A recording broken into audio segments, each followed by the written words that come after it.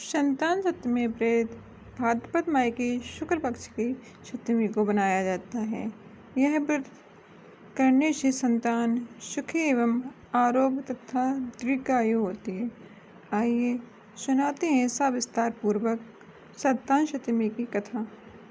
संतान सप्तमी व्रत में राजा नहुष की पत्नी की कथा प्रसिद्ध है। एक समय अयोध्या में नहुष नाम के राजा राज करते थे। उनकी पत्नी का नाम चंद्रमुखी था।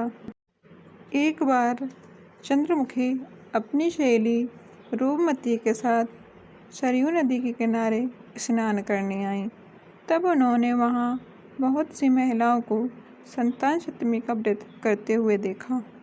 रानी अपनी सहेली के साथ वहां बैठ गईं और कथा का श्रवण किया और स्वयं ही संतान सप्तमी व्रत रखने का निश्चय लिया।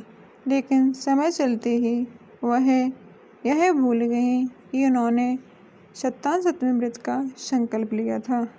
समय का चक्र चलता रहा। रानी और उनकी सहेली देह त्याग कर परलोक चले गए।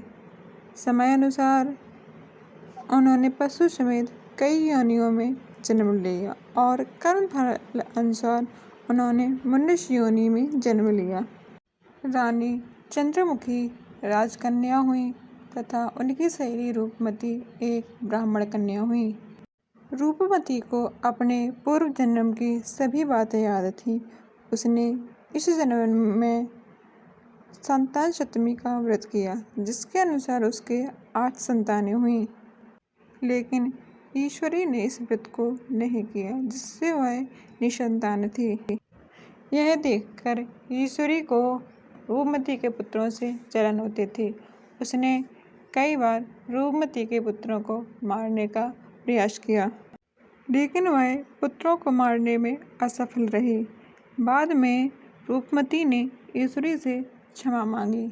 तब ईश्वरी ने रूपमती को संतान सप्तमी व्रत का विस्तार पूर्वक वर्णन किया और व्रत करने को कहा।